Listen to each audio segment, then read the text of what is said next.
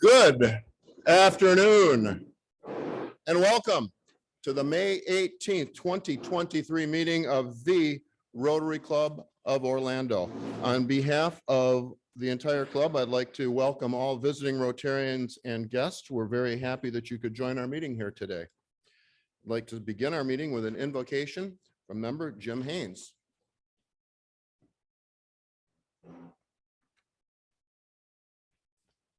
Thank you so much. If you'll bow with me, please. Dear Heavenly Father, thank you for bringing us together this beautiful day. It is an honor and privilege to serve others above self at the Rotary Club of Orlando, just as members have been doing for over 100 years. Bless the food and the hands that prepared it. Please bless the employees of Ace Cafe as they adjust to changes, and help our club find a great new meeting place. Looking forward, help us to be even better Rotarians, open our eyes to opportunities where we can effectively serve, fill us with zeal and vigor for the projects we take on. Let our enthusiasm lead to success and to others of like mind joining our Rotary Club. Amen. Thank you, Jim. Great job. First time invocation, you never know that. That's probably if not the first time in your life. I mean, first time here. But anyway, continuing on with patriotic music from our Sergeant at Arms, Jim Saul. Let's do something we know. How about God Bless America? God bless America, land that I love. Stand beside her and guide her through the night with the light from above. From the mountains to the prairie, to the oceans white with foam. God bless America, my home, sweet home. God bless America, my home, sweet home. Y'all sound great. Pledge allegiance, guys and ladies. Allegiance to the flag of the United States of America and to the republic for which it stands, one nation, under God, indivisible, with liberty and justice for all. Thanks, Jim. Great job. Now, I'm going to ask everyone a favor because we're going to introduce the guests and visitors. So when the guests and visitors are introduced, everyone will get out of their chairs. And then when you're done, please sit back down and resume the meeting as normal instead of making it into a social hour at that point in time. We've had public talking. So anyway, to introduce our guests and visitors, Judge Allison Kirsties. Good afternoon, everyone. We do have one visiting Rotarian here. He is visiting from Peabody Rotary, which I hear is near Boston. That is James Lynch. And if you could please rise, and if all our guests and visitors could stay up until we let you know it's time to sit down. Our first guest is Judy Williams, who is a guest of Tom Tart. Next, we have Priscilla Hill, who is also a guest of Tom Tart. And Priscilla is an overachiever and brought a guest who is Ed Rice. We also have Lance Rickerson, who's a guest of Tom Tart. And Nina Rice, a guest of Tom Tart. And Gig Sineni, also Tommy's guest. And fellow Rotarians, how do we greet our guests and visitors? Hello, strangers, gather round. Welcome to our. Don't feel lonesome, just shake hands. You're among Rotary. Sit down.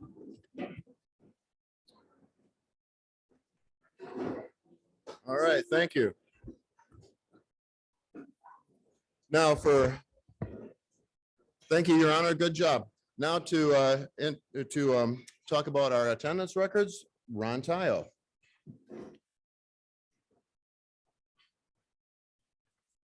Good afternoon, Rotarians. It's just not attendance, it's also performance, participating in club activities, and they serve as makeups. So don't forget, when you're serving on a committee, make sure that gets turned in to Rich Ungaro so that you can have perfect attendance. In the month of May, we have 4 people that have perfect attendance records. We'll start out with Nelson back there in the back. He has 7 years. Dick Harris here in the middle. He has 7 years. George Mills is not here. I expected him to come in late. Where is it? How come I didn't see you? You didn't come by the desk and check in. He's hiding. You're going to get a demerit for that. Anyway, George has 6 years. And last but not least is Bill Pieper right here with 7 years. These folks are all very much a part of the club and make this club go. Give them a big hand, okay?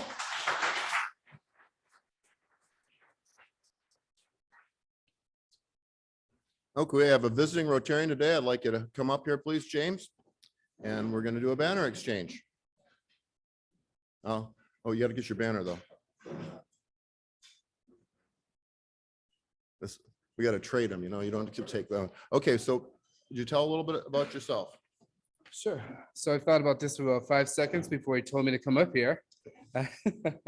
So I'm a father, husband. I own a couple businesses up in the Boston area. Where's your club? Where's my club? It's in Pewdie, Massachusetts, which is about 20 minutes north of Boston area.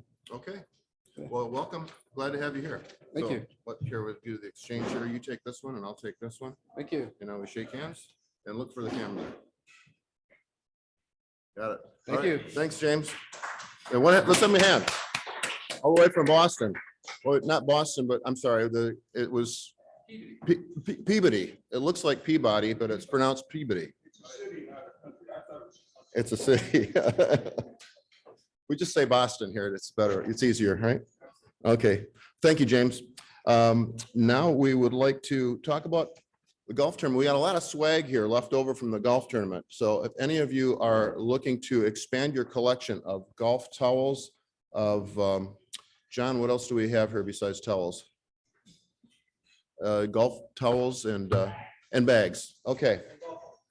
The golf balls are gone. You were too slow for the golf balls, but golf towels and bags, you get a really good deal and it helps the club. So, you know, see John about that. We also want to talk about our district assembly, which is coming up on June 17th. I'd like past president and future district governor Dick Harris to come up and talk a little bit about our district club assembly.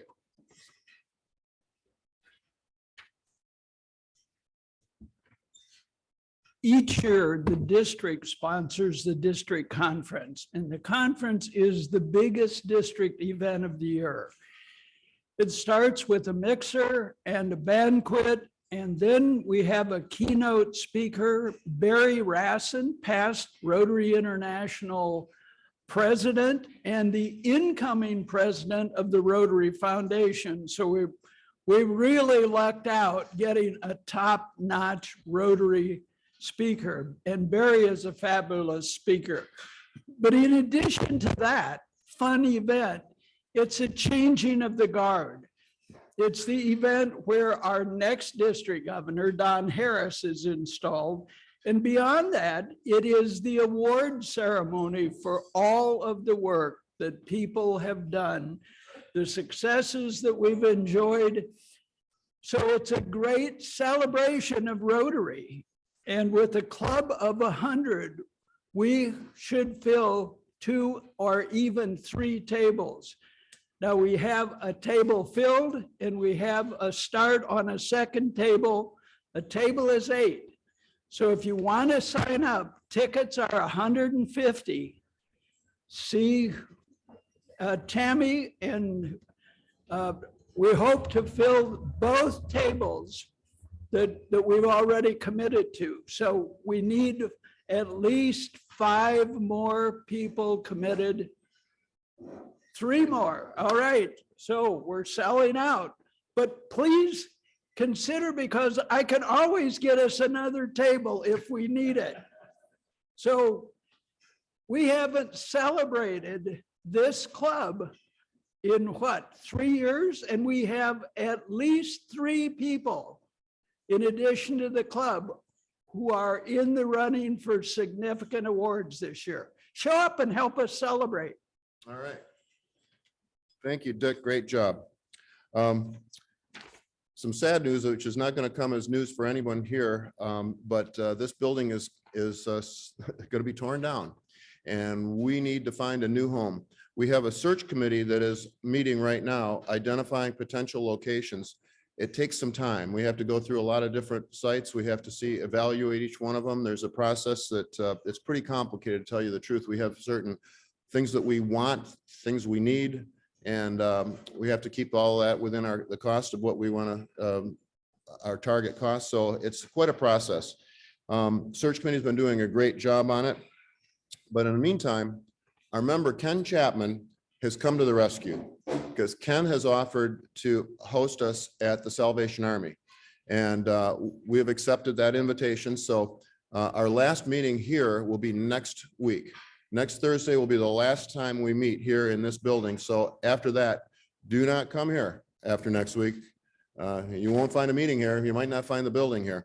So what we'll do instead is we'll be meeting, again, that's not next week, which is May 25th. It would be the following week, the first week in June 1, I believe. We will be meeting at the Salvation Army Gymnasium. We'll give out instructions at the next meeting. There will also be instructions online as to where to find it, but I think you all know it's on Colonial Drive, just to the west of I-4. It's the big building with Salvation Army on the top of it. It's quite a complex there, actually, and we're gonna be meeting in the gym. And Ken, will you have people out there kind of directing? Okay, there'll be some Salvation Army people out there directing us, telling us where to park and where to go in. So it won't be too much of a problem finding there. So anyway, so starting June 1st, plan on going to the Salvation Army for the meetings. And with that, I believe we've got all of our business covered except for Happy Dollars. Today, the Happy Dollars will be collected by Sasha Vinosky. Sasha.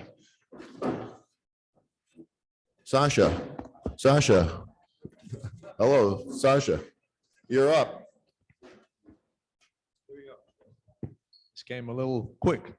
I'm gonna start off the Happy Dollars with 10 Happy Dollars. I've been a son and a brother, a husband and a father, but now I inherited, I earned, well, maybe no, I didn't earn. I just got a new title. I'm a father-in-law, and I have a grandfather pending. So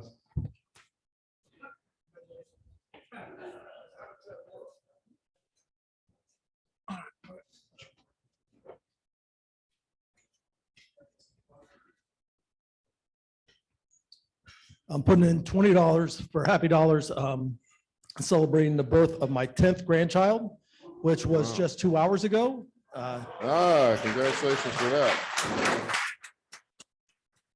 Harrison Adam came in at 19 inches and 7 pounds, 12 ounces. So just joined the world. congratulations. Yeah, Tom was telling us about the Seminole grandmother that she started taking birth control pills because she didn't want any more grandkids.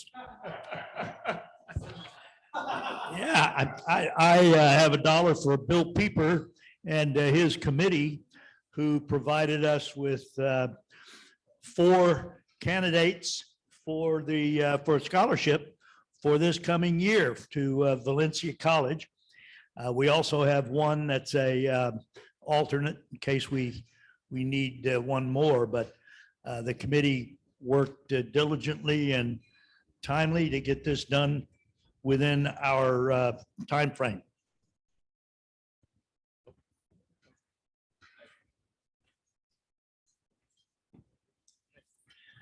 Hey, everybody. I put in $5 happy.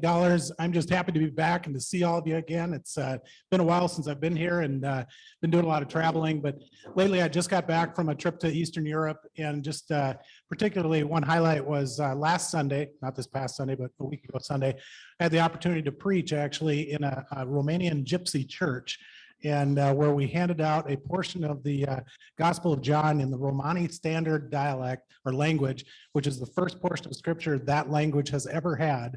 And I got to be there to watch the people hear it read to them for the first time. So that was a real privilege.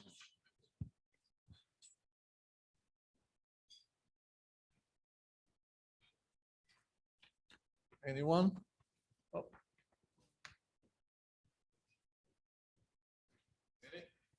Well, I've got $2 happy. Last Saturday, I had a card show in Palm Coast, so I had to get up very, very early. Tony Boney and Mike Young organized a poker tournament that night. Would you come and play us for charity and help out? And I said, oh, geez, I don't want to do this. So anyhow, I went. I was really tired, and I don't even know if I can stay awake for this. I wound up winning it, so you never know what's going to happen. But the real big news is that I've been Barry Rassin's friend for about 20 years. He was my director when I was district governor. And as most of you know, my class gets together once a month and has a Zoom meeting with the governors. And Wolf Wilkinson, who was our president from Canada, always joins us. And Barry joined us last Friday night. And Barry told us something really important. We asked him about polio. There hasn't been a case of polio in Afghanistan since last fall. There's been one case in Pakistan in February. That's it.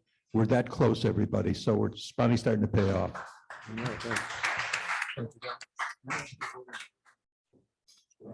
Oh, okay. I owed you All right, well. $10 from last week for my granddaughter graduating and $2 for today.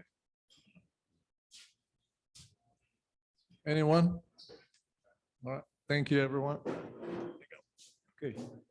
Sasha, thank you very much. I'm going to dive right into introducing our speaker so we can make sure we have enough time for his great presentation.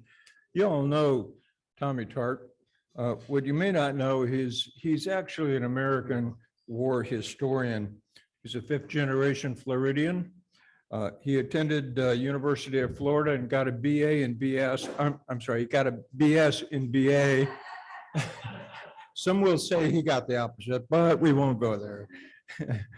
He attended Stetson, where he got his Juris Doctorate degree. He came to Orlando, and for 41 years, he worked for Orlando Utility Commission. He retired in the summer of 2009.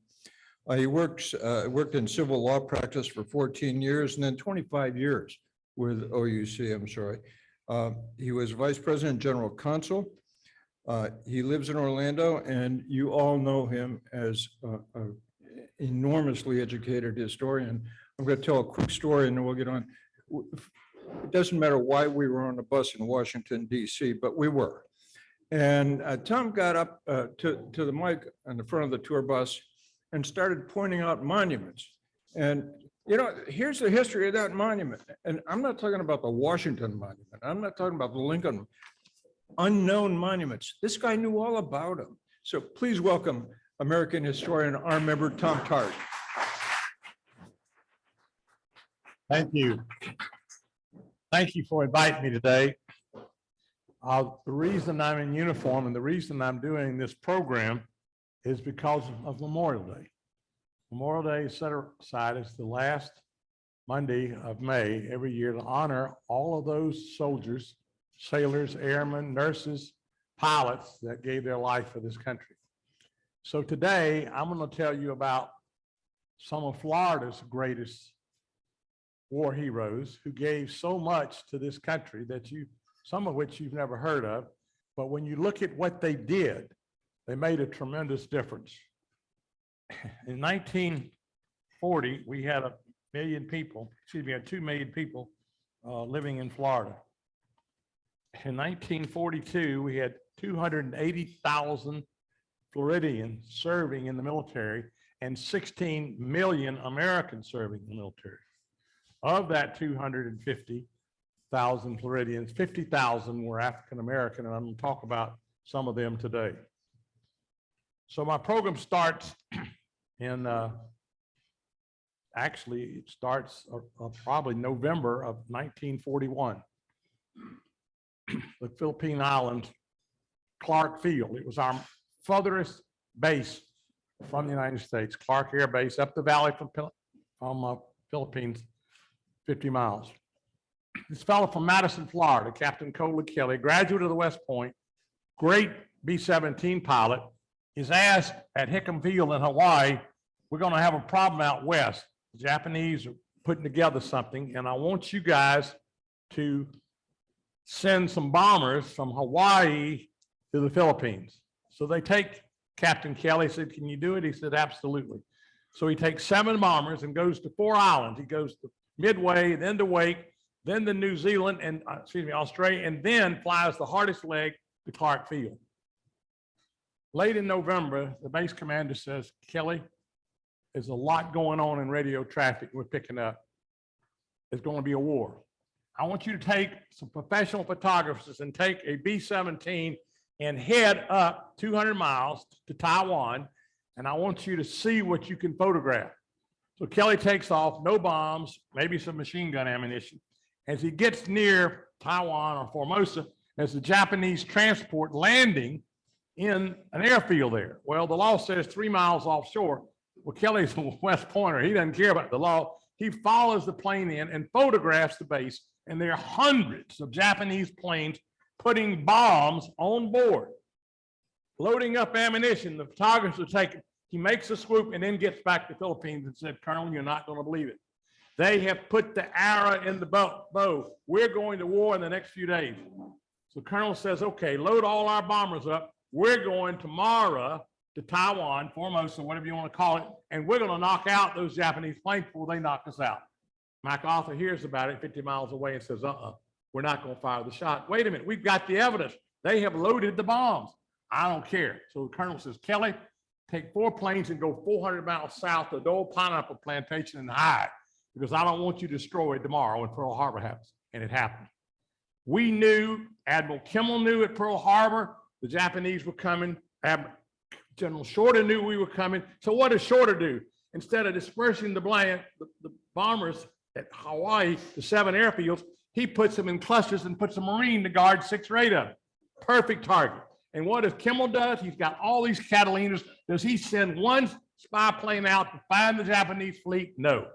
And there we are, the Sunday morning, men are sleeping at 7 o'clock, and that's where it starts.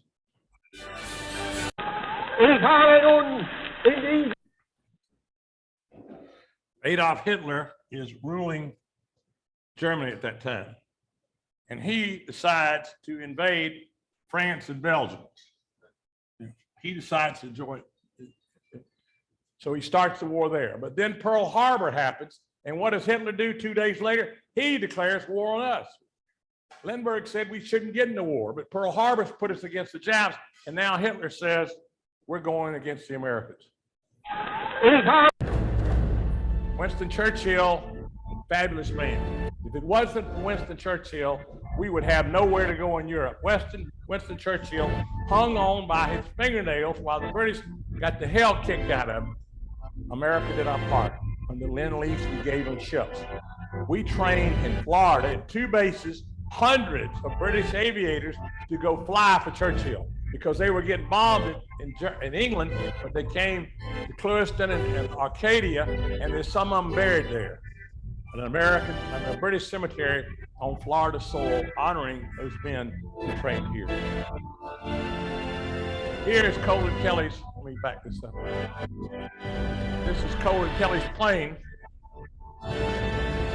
coming back on the day after Pearl Harbor. Colin Kelly and 3 other planes get airborne.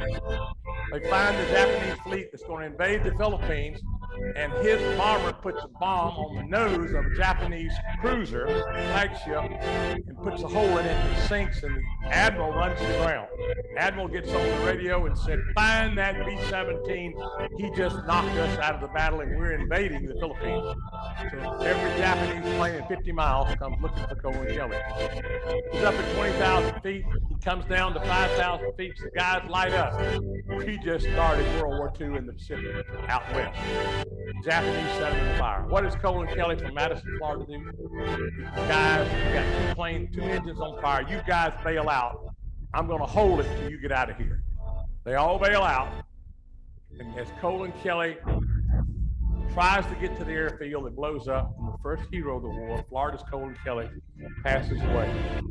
They named Kelly Air Base, the Northeast, after Colin Kelly. And there's this young African-American boy, just born in Brooklyn, New York. Parents were so taken, but what Colin Kelly did that day, they changed the kid's name. He was Colin. They changed his name to Colin after Colin Kelly.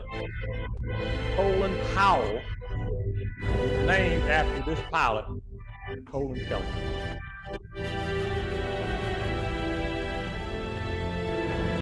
All right, here we go. Early that, I got quick fingers. What about it? All right.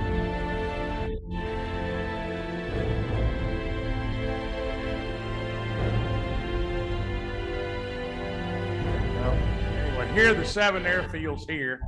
First wave comes in, they knock out all the fighters. The second wave comes in, and they try to hit Pearl Harbor. Because we had, Dummy Kimmel had every battleship we had tied up on Sunday morning. We had no planes in the air. The Japanese sank 23 ships and killed over 2,500 sailors, many of which asleep. Now, I'm hoping that David and I are able to do it. I'm going to show you the footage of the Arizona blowing up. And then right up here, I want to show you something that you've never seen. Oklahoma gets hit by 3 torpedoes and rolls over and traps 400 sailors. Welders did the best they could. They only get 40 out. Those 2 ships never floated again, the Arizona and the Oklahoma. Let me see if I can do this. All right, here we go. Pearl Harbor, the Japanese come in. There's the Arizona blowing up. Watch the front here. Goes crazy with ammunition. Blows out a whole 1,000 sailors drown. And then here, right here, watch this. It's Battleship Row. Here it is, the Oklahoma rolling over. Those poor sailors at 7:30 in the morning never had a chance. And they were knocking in air pockets to get them out. And they took every welder they could get out there to go through the double hull. And they got 40 out of 400 out. That morning, December 7th, on a Sunday morning, 2,300 American sailors, pilots, 2 nurses at the hospital laid their lives down for this country. Theodore Roosevelt, Yesterday, FDR Roosevelt says to December the Congress 7th, on Sunday morning, on Monday morning, this is the day of infamy. a date which will We were live deliberately and suddenly infamy. attacked. No warning. Violates all States of of America protocols of international. suddenly and deliberately attacked The message was sent to Washington by to the naval and Japanese air delegation. forces Go tell them we're going to war of in a Japan. few hours. The message got delayed in delivery. They delivered it after our Secretary of War had got the message Pearl Harbor had been bombed. And the Japanese were disgraced because they did not give us a warning. This is Colin Kelly, going to be a poster boy of the war. This is his flight suit, and this is what they printed on one of the magazines, the legend of Colin Kelly, because he's a legend. First hero of the war from Madison, Florida. I invite you, if you ever go to Tallahassee, stop by Madison. And the most beautiful marker in the state of Florida is there on the courthouse square. 4 angels of freedom, are there honoring Colin Kelly. So I'm in a dove shoot as a little boy with my dad. He said, son, I want you to meet a war hero's father. I met Colin Kelly Sr. And I said, I'm sorry, your son gave his life to this country, didn't come home. And he told me about his son. And from that point on, Colin Kelly has been my hero. Second big thing, too quick here, David. Second big thing is a Navy admiral down in Norfolk going to Washington. And the admiral flies over a Army, the admiral sees a Army bomber practicing landing at a Navy airfield near Norfolk. And he watches the bombers touch and then take off. He says, that's a great maneuver they're doing. So he goes to a meeting in Washington and said, guys, why don't we launch some Army bombers off an aircraft carrier against the Japanese? They said, let's try it. So they bring the American hotshot pilot, Lieutenant Colonel Jimmy Doolittle, down to Norfolk. They get 2 Army test pilots on 2 B-26s, the brand new Yorktown that just come out of the Navy Yard, brand new carrier. They go out off of Norfolk, and sure enough, Jimmy Doolittle sees 2 test pilots launch 2 bombers, Army bombers, off of a Navy carrier. Couldn't believe it could be done. So, what does Doolittle do? He said, I want the best pilots I can find out of Columbia, South Carolina. They bring 80 men, Eglin Air Force Base, and there, with the help of a Navy instructor from Pensacola, no Army Air Corps guy could take a plane off in 400 feet. But that Navy instructor from Pensacola did. He comes over, teaches Doolittle's 80 men how they're going to do it, 16 bombers, and they do it. And then Doolittle says, we're going to Alameda, California, San Francisco, we're going to Japan. So those 80 men and 16 planes fly across country. They put them on the Hornet, 16 planes on deck, and they sail out of San Francisco to do the impossible. He launched an American attack in 6 months of Pearl Harbor against homeland Japan. They hit Tokyo, 3 of them. They hit Osaka. They hit Kobe. They hit 3 other cities in the middle of the day, and the Japanese go crazy because the emperor said, we will never be touched. And here Jimmy Doolittle and his 80 men have just bombed 5 Japanese cities. Well, guess what? It was a small strike, but the psychological shot it gave us Americans and the psychological shock it gave the high command of Japan was unbelievable because they had to bring thousands of troops home to guard their city, Jimmy Doolittle. Of those 80, 68 get to freedom. 1 plane goes to Russia, our ally, because he couldn't get to China. He's taken prisoner. He says, what the hell are you taking me prisoner for? You're our partner, Russia, but we've got an agreement with Japan, non-aggression. We're going to have to keep you boys. A year later, through negotiations, we get that 5-man crew back. 2 crews are captured by the Japanese on the coast of China. The rest of them mail out. They get to the western part of China. Jimmy Doolittle comes home and what does the president of the United States do? He said, that's unbelievable that you struck 5 Japanese cities. Those 80 men were on a one-way mission, and he gives Jimmy Doolittle the Medal of Honor. And this is George Marshall, who was Eisenhower's boss, there at the White House. All right. Second.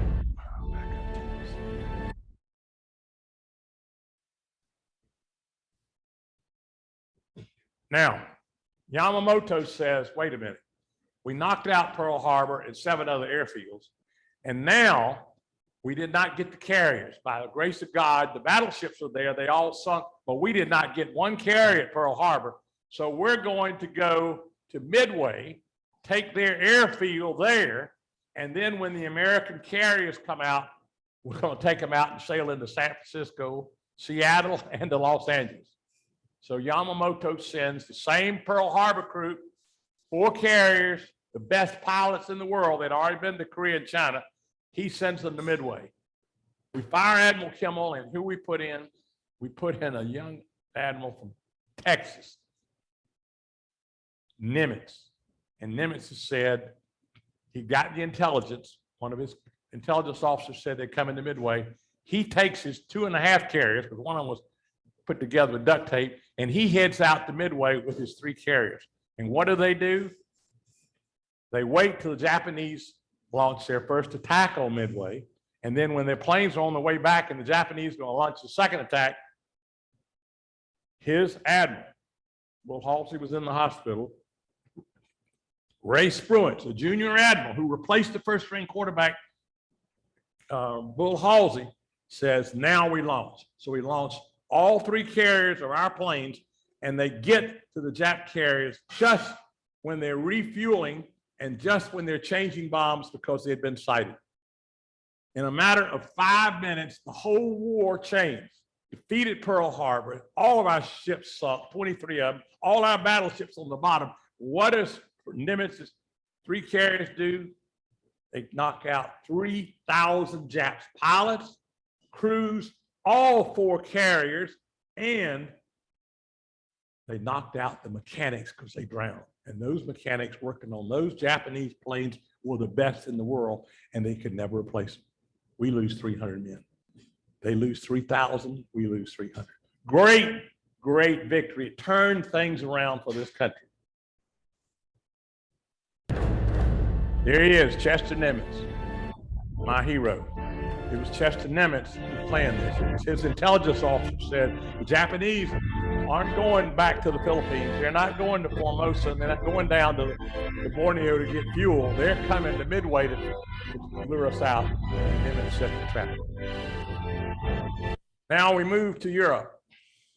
Well, Roosevelt and Churchill decide Europe's #1, the Philippines, the Pacific's #2. We're going to go against the Germans first, and then we'll deal with the Japanese, but on a slower basis. Ike Eisenhower, before D-Day, he knows these paratroopers are in for hell, so he goes and sees them and gives them a pep talk. June 5th, June 4th, encouraged him to do the very best. Eisenhower knew that we drew the hardest beach. There were 5 beaches. We had 2. We had Utah and Omaha. British had Gold and Juno, Gold and Sword, and the natives had Juno. 5 beaches, but the Americans drew the hardest place we ever fought in Europe. Omaha Beach. 25,000 troops. Because the Navy, the bombers, and the Air Force delayed their strike 3 seconds to not any ships coming in, and all of the bombs hit behind Omaha Beach, that 3 Mile beach. There were 67 guns, and not 1 gun was touched. Now, up the road 20 miles was Utah Beach. We went in with our low-flying twin-engine bombers, and they didn't miss a gun. They tore the heck out of Utah. Utah, we lost 200 men. Omaha, we lost 2,000 men that morning.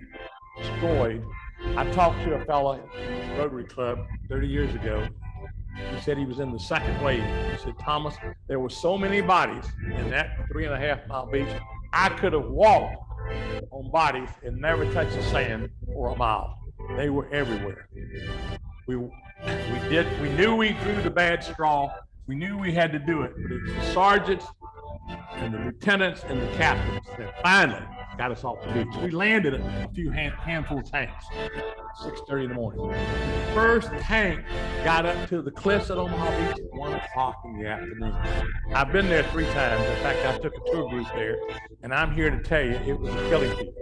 But we had to get hold, and D-Day was the day. We paid the price. From then on, Hitler was on the defensive. Here are the ships coming ashore. Utah, great success. Omaha, failure. But we got a toehold. By that night, we'd gone 1 mile inland. As they come ashore, there were mines. The Germans had machine guns up on the cliffs that we never bombed. But for a few brave men, we lose at Omaha. But June 6th is D-Day. And we make our start in Europe.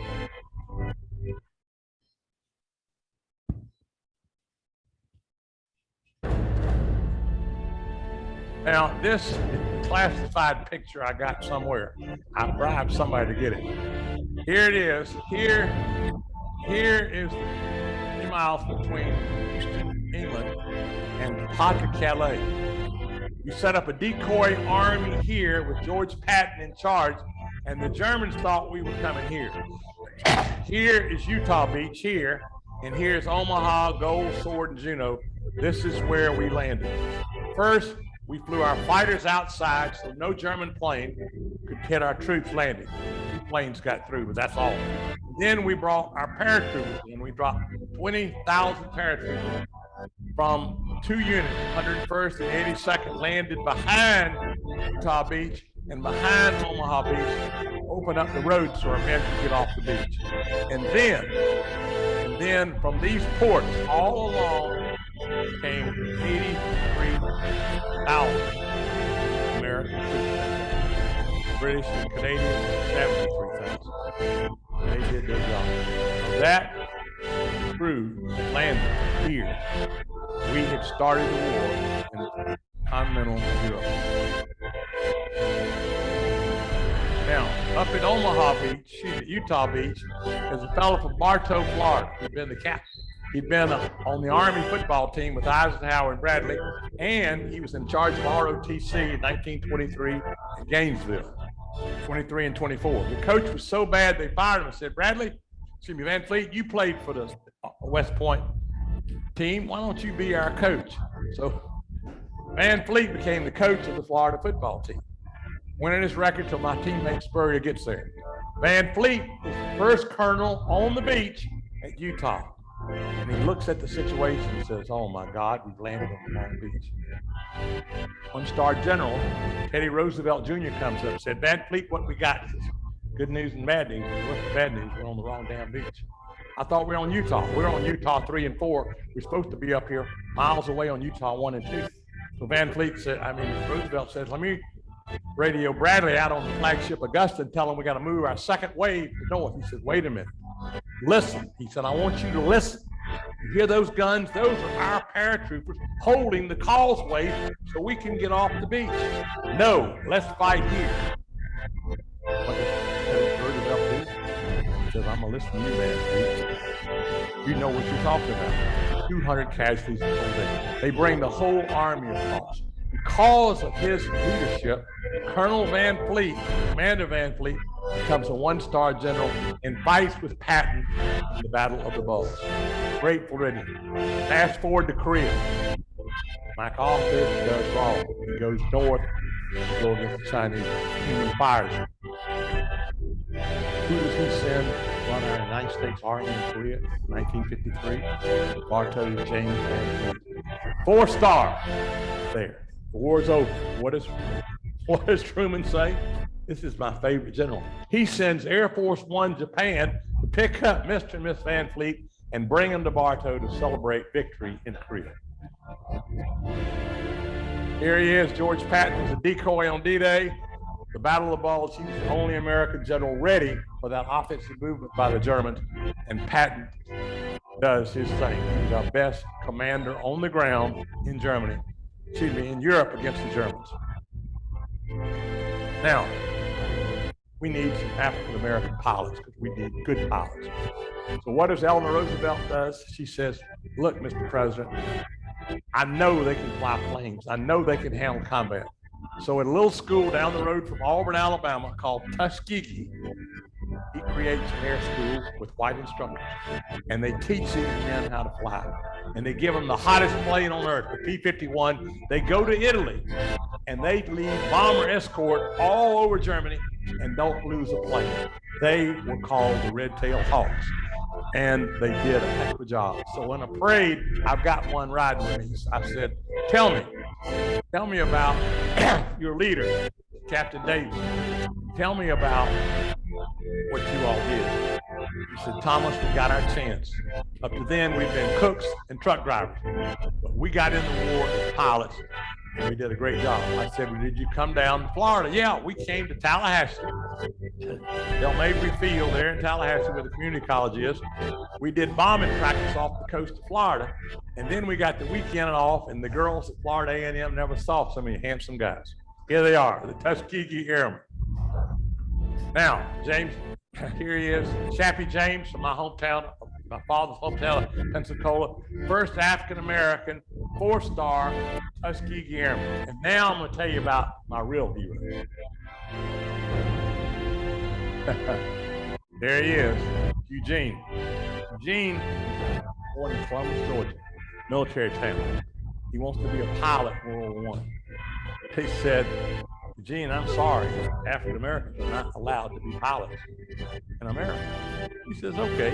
So he goes to France and becomes an ace in World War I. He becomes an ace here, the French medal. So he comes home, and who does he join up with? The Tuskegee Airmen. Great America. Now, near the end, Iwo Jima, bloodiest battle ever fought. It's the only battle in World War II or any war Americans had more casualties than the Japanese. You say, why is Iwo Jima so important? Because it's the only island between Guam, Tinian, Saipan, and Japan. It's the only place that we could use for an emergency landing strip. It was halfway to Japan, and that was the only place. So what did these Marines do? They go capture in a 1-month battle, the bloodiest battle ever fought. They put 70,000 men on that island against 20,000 Japs. 7,000 Marines laid their lives down to take that island, and over 20,000 were casualties. In other words, out of 70, 27,000 casualties. And 1 out of every 10 Marine on that island died. They're buried there in the cemetery. Some of them are alive. This guy right here from Live Oak, Florida, Boots Thomas. Boots, the war came, dropped out of high school, went in, and was a soldier. The Boots is colorblind, you can't go to officer candidate school. We're sending you to Parris Island. So for 3 years, Boots Thomas earns his stripes as a drill instructor at Parris Island. And then, late in the war, 1944, 45, they need guys in combat. So Boots goes out to Iwo Jima and leaves the squad ashore. After the first 5 days of fighting, Boots gets an American flag, sticks it in his blouse, and he climbs to the top of Suribachi with these men guarding him, and he plants the Japanese water pipe the American flag. The greatest moment, because this is the Japanese territory. And what Boots is saying to all the ships and the men, we're claiming the high ground, we're going to take Iwo Jima in this territory. Here's Boots wrapping up the flag. So later that morning, this commander said, God, some Navy guys will steal that damn flag. So he said, take another flag, part of Boots' squad, you boys take the other flag up, bring this one down, and put up the big flag. Today in Washington, pick the second flag. And if you see a real good photograph, this flag comes down, Boots' flag, and then the new one goes up as a stage picture, and that's the flag that became famous in Iwo Jima. So the Admiral says, look, Boots, you've been unbelievable. You gave us something to cheer about. You've been here, we've had all these Marines killed. I want you to go home and sell bonds. You and the guys in this picture that took the flag. He said, look, Admiral, 3 years I wanted to get in this war. I'm just Parris Island, South Carolina. I want to go fight, and I'm here, and I'm not leaving. You can court martial, take my sergeant stripes off, but I'm not leaving. Admiral says, a week later,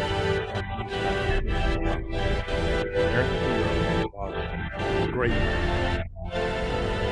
Last hero, Paul Tibbets, office here at Orlando Utilities. I get a call from a straight lawyer. He says, Tart, I'd like to meet the guy at World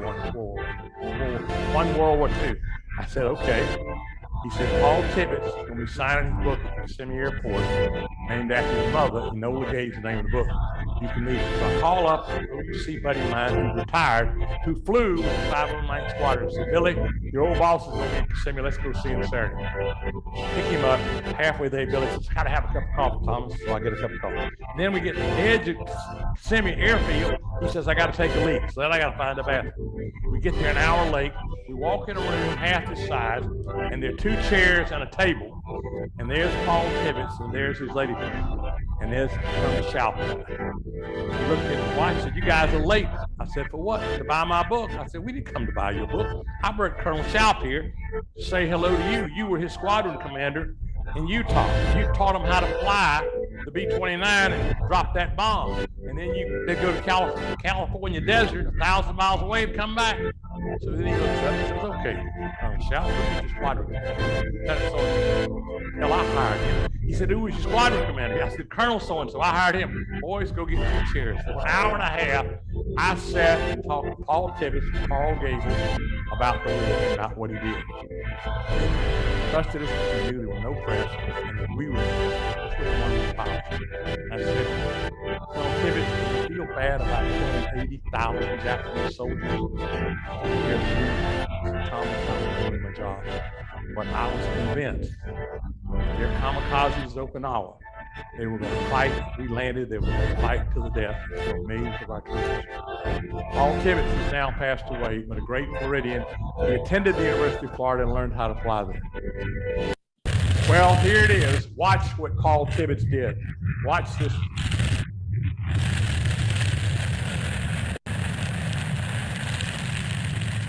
This is the bomb. This is taken by the one other plane that accompanied him, the photograph plane. He had to put it right on the target to have the effect in that valley. And the effect was there. Now look, here is Hiroshima. This is why today our leaders are so important, because if we go to war with Russia, we go to war with China, this is just one weak atomic bomb. Look what it did to that city and 80,000 soldiers and civilians. It wiped them off the map. What did Paul Tibbetts do? He had one more bomb. They didn't know it. They thought that we had a bunch of bombs. And he sends a crew. Tibbetts sends a crew to Hiroshima, and they wipe out Hiroshima on day 3. And guess what? The Emperor says, I've had enough.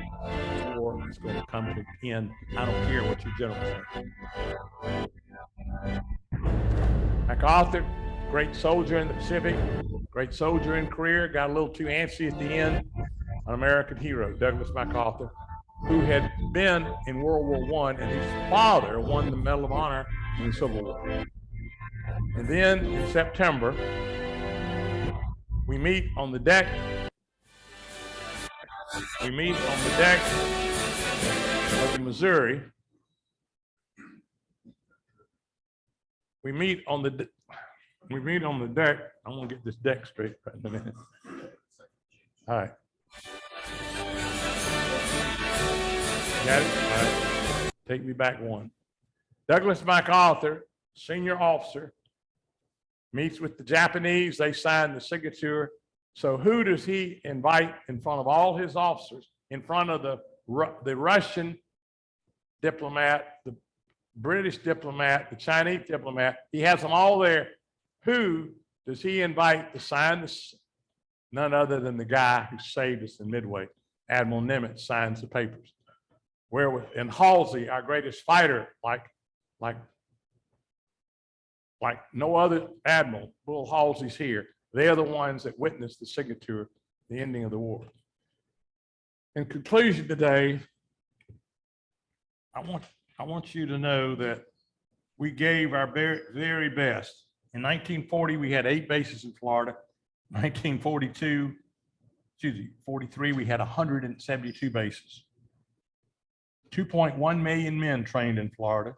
There were 24 prisoner of war camps here, 10,000 Germans, 300,000 Floridians served as civilian workers. Memorial Day is to honor the people that died.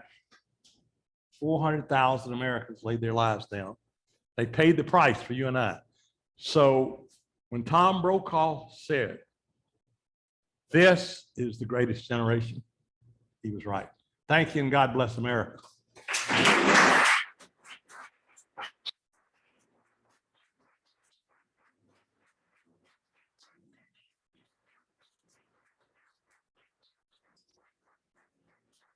We've got time for a few questions, if any, comments.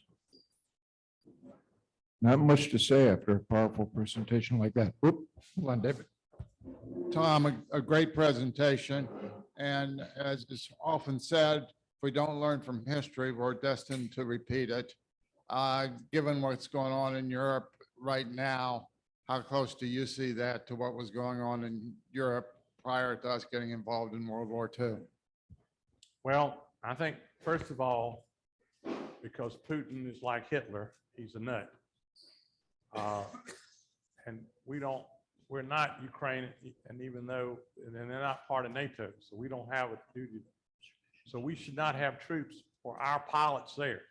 We shouldn't egg Putin on, because we're dealing with a live wire. On the other hand, if we don't stop Putin there in Ukraine with the help of our allies, then Putin will next go to Poland, and then we're facing World War III. Yes. Yeah, well, Bill was just asking if I wanted to comment, having just been over there. I would just say too, for those that haven't been to Eastern Europe right now, you can be comforted by the fact that the people there, to a single person are absolutely opposed to Russia and what they're doing and are in support of Ukraine. So I was in the country of Georgia in the city of Tbilisi just last week, and many walls are covered with graffiti that is anti-Russian, and people that know how to speak Russian refuse to speak it, and they speak their own language. Even though they speak Russian, they refuse to speak it because they're so angry at Russia. So, and the same was in Romania. So I would just say be encouraged, because at least from what I've seen anyway, in the time I've spent over there, there is a resolute commitment to standing firm against Russia and supporting Ukraine. Thank you. Any other questions or comments? Tommy, as always, thank you for a great presentation. Thank you. And Tom, we have, Tom, we got a small gift for you here. Thank you very much. David is my computer geek. He bailed us out because an hour ago, we couldn't get my slides to work on this cheap equipment he's got, but now it works. Well, you got the geek part right, at least. Well, thanks again. Now it's time for our drawing to see who the lucky person is to take a chance on the cards. Let's see. Anybody else want any more tickets? We're up over $1,400 now. $1,400. Okay. Do the ticket first. Okay. Shuffle these up really good. And the lucky winner is 040230. Where's Dr. Taggart? 230. You got it. Okay. Good for you. I like that. All right, make sure. Well, 2230. That matches. You got a match. Okay. Okay, we're gonna be looking for the Queen of Spades. All right, you can pick anyone you want. Well, thanks anyway, but you get your money back. Okay, and give you this back again. All right. All right, great program today. Remember, next week we're meeting here. The following week, Salvation Army. So also remember, we're a business club, do business with Rotarians. If you silence your cell phones, it's time to turn them back on again. And now please join me in the four-way test. Of the things we think, say, or do, is it the truth? Is it fair to all concerned? Will it build goodwill and better friendships? Will it be beneficial to all concerned? Our meeting is adjourned.